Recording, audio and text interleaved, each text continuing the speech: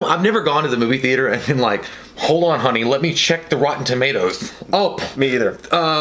Siskel Bikaka says it sucks. We're not going. We're gonna go see 101 Dalmatians. It's not even out. That's 101 Dalmatians. I know. Fuck.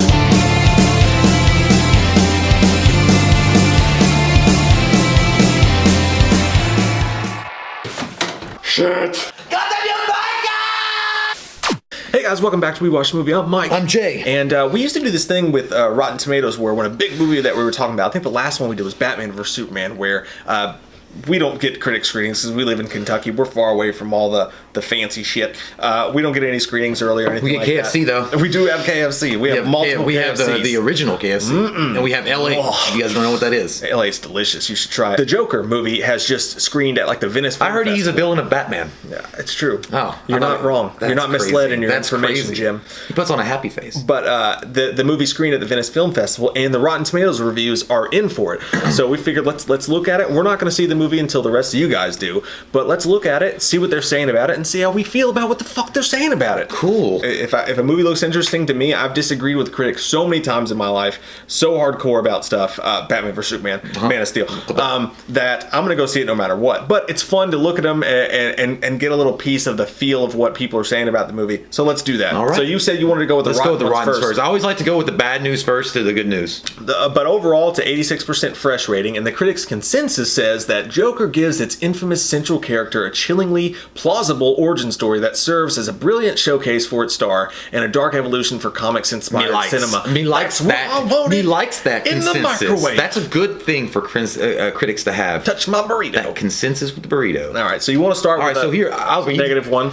This is Alonso All Day from The Rap. If you strip the Joker and his nearly 80-year history as a cultural icon out of this film, as well as the 1970s movie homages? Yeah. There's not a whole lot left. There's not a whole lot left except for Phoenix's performance, and it's the kind of turn that destined to be decisive or divisive. What the fuck does that even mean? Your shit is that's like an acid trip that you liked it, but then you didn't like it. Compliment me in the line, insult me in the next. Like what the hell are you saying? Like you're saying what you're saying is like if you take out Joker. And all the stuff that how much of an icon that he is in the last 80 years, and you're just going to focus it solely on the Phoenix performance, that it was amazing, but it's going to be a divisive film. What exactly are you fucking saying? Are you saying that he was really good in the part, but it's not really a Joker movie? Is that what you're going for? Couldn't you just say that? I want to back you up on that one because, again, we can't. We're not shitting on these people's reviews. I don't know them, but yeah, it's a movie that we have not seen. But actually, I got the same. I don't know what that was. I got the same vibe from that because basically what he's saying, if you take out the Joker in the movie called The Joker, and you take out the main actor from The Joker, Joaquin Phoenix, then this movie sucks. Yeah, it's like getting a fortune cookie that says diesel engines are only good for trucks. Or going to a Chinese restaurant and be like, yeah, well, if they serve cheeseburgers, I bet they suck ass. He was like, yeah, you're right. Diesel fuel is for semi trucks. Maybe we'll understand what it means. Or some other trucks. When we see the movie. But you read one. Go to another -1 here. From Stephanie Zacharek from Time Magazine, another top critic. She says Todd Phillips, the director, may want us to screwdrivers. may want us to think he's giving us a movie all about the emptiness of our culture, but really he's just offering a prime example of it. What?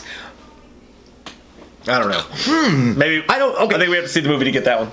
But you just said, what she just literally said, you're trying to give us an example of the emptiness of our culture, and now you're just offering a prime example of it in the character that's supposed to represent the emptiness of our culture. Holy fuck, I've got cross-eyed. How dare you try to give us an example by giving us an example? I don't know. Maybe what you're saying is that the film is empty and flat, and therefore does not reflect on the society that we're people trying to point the finger. Yeah, like that. Maybe that's what you're saying. Okay. I don't know, but I'm just gonna go with the fact that shit's confusing and misleading as hell. What the fuck? All right, one more -1. Okay, so as social commentary, Joker is pernicious garbage. Garbage. I'm not going to see it for the social commentary. I'm going to see a Joker movie. I don't like the fact that you used words I don't know. What's pernicious? You talk about pernipical. No, I know what pernicious is, but the fact is that maybe it is. Maybe if you went into the film expecting it to be a social commentary on our culture and the reflection thereof, and how that creates a monster inside, and it's garbage to you, then that's your opinion, and you definitely have the right to that opinion. And maybe it is shitty. Maybe the movie tried to make it a social commentary, and it sucks ass as a social commentary. But that review, and again, we're not trying to shit on these reviews. I haven't seen the movie, but I'm not going to see it for that, so that review doesn't affect me. So okay, we'll go with some good ones now. Positive one. All right, let's go with Philip de Somlay. I'm saying your name fucking wrong. From Time Out. I'm sorry for butchering your goddamn name so bad. It's all good. Don't worry. He says this is a truly nightmarish vision of late era capitalism. Arguably the best social horror film since Get Out, and Joaquin Phoenix is magnetic in it. That's hopeful. Again, it's another person talking more about like what it means socially than the movie itself. So I'm that's what I'm going to see for anyways. So 3 out of the 4, besides that really confusing one, it's pretty much everyone's agreeing, whether it be negative or positive, that it's a social commentary in some way. Okay. Okay. So let me read one here. This is from Zan Brooks. It's Xan. Zan, I think. Zan Brooks. Having brazenly plundered the films of Scorsese, Phillips fashions stolen ingredients into something new, so that what began as a gleeful cosplay session turns progressively more dangerous and somehow more relevant too. I don't know why you're speaking in riddles. That's telling. But actually, I know what he means. It ends up landing as not a retread of Scorsese or not a retread of another superhero movie, but something dark that holds its own weight, and that's exactly what the fuck I wanted out of this movie. So that's great. This one, Pete Hammond from Deadline says, Joaquin Phoenix kills it in dark, timely DC origin movie that is no laughing matter. God, I hate movie critic puns. Will he be the second Joker to win an Oscar? Or will the joke be on us? So like that was mine.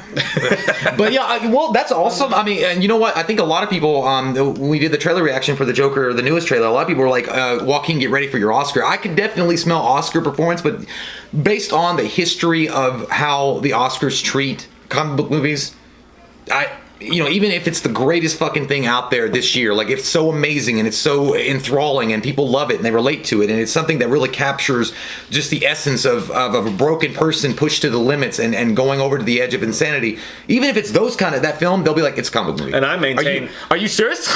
No, I'm full on for Robert Downey Jr. getting an Oscar for Endgame. No, I'd be fine with that. But again, comic book movie, not going to happen. Right. The only time, when was the last? Heath Ledger, because unfortunately they gave him the posthumously. Yeah, even if you don't let them win it, but like Hugh Jackman should have got a nomination. For Logan, he should have won the motherfucker, dude. Like, oh my god! All right, So Dorian Parks from Geeks of Color, Todd Phillips delivered a game-changing comic book film, and I cannot wait to see it again. That's simple and easy. I love that. I'm gonna buy you a bouquet of flowers that says "Good job, awesome." Let's see, this is from Jessica Kiang from the playlist. She says, this is the world post-Joker, and with nothing but shaky-breathed respect for the filmmaking and storytelling achievement it represents, God help us all. I'm going to do another one because I don't know what the fuck she's talking about. Brandon Davis from comicbook.com says, whether Joker is a social commentary on issues such as poverty or mental illness, I see what you're saying, I got that from the trailer, a new mysterious take on the best-known DC Comics villain, or another unforgettable piece of cinema by Martin Scorsese, you'll need to see it to believe it. Nothing is unforgettable. That's my favorite. Scorsese. That's the perfect one to leave it off on because that's actually my favorite. What he's saying is like this movie is so special and so original that you actually need to see it to believe how special and original it is. And that's exactly what the fuck I wanted this movie to be. Let me do a bonus round because I want to read one. Go for it. I want to read one, and you can look. Right here, this Bob one. For an apple. I'm a dick. It's a tomato. I'm not bobbing for tomatoes. I like ketchup. It's chilling and ironic. This is from Catalina Combs from Black Girl Nerds. She says, it's chilling and ironically still a fun way to spend 2 hours escaping into a fictional world. Joker is such a great film that ventures away from the comic books and dives more into reality. That I like that because again, I feel like we've talked about that before, that the only way that DC is really going to establish itself and make its own brand, really come swinging out and say, I'm fucking Nike, motherfucker, just do it, is they got to get away from the formula that Disney Marvel has perfected over their last few films, and they've got to strike it out on their own with these dark, gritty, realistic takes on superheroes and putting them in our world and giving them social situations that they have to react off of and do and manage in some way is exactly what DC will do to set itself apart, which also opens the door up for a lot of other reimagining of Spawn with Image Comic Books, which was also a dark, grittier tale of a superhero.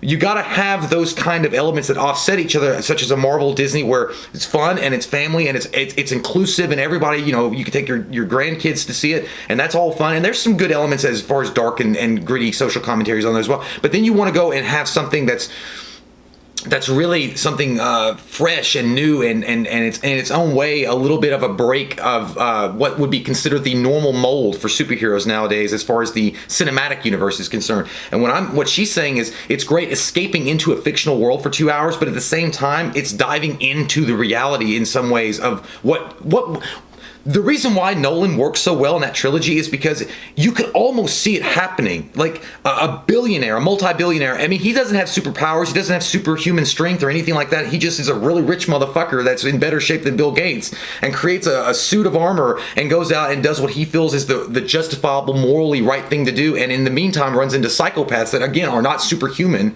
They're just fucking psychos that are doing it because he exists. I feel like that's a really cool quote, and I'm excited. That makes me really excited because if it gets fictional, and it's fictional, but it's at the same time gritty and realistic, man, fuck yeah. It's exactly, this movie is playing out, at least what people are saying about it. And again, we got to see the movie. We can go see the movie and fucking hate it. And I'm perfectly open to that happening. But I'll say this is what I wanted this movie to be. This seems like exactly what I wanted this movie to be. Now, I'm not actually going to give Warner Brothers too much credit, and here's why. For so long, Warner Brothers has been reactionary instead of creative. Now, they started off creative, but when Rotten Tomatoes, oh God, or people didn't like exactly where they were going, or didn't get where they were going, instead of doubling down on their strengths and what made them different from Marvel and persevering with their vision, they decided to react to what everybody was saying and try to make everything hopeful and happy and full of comedy.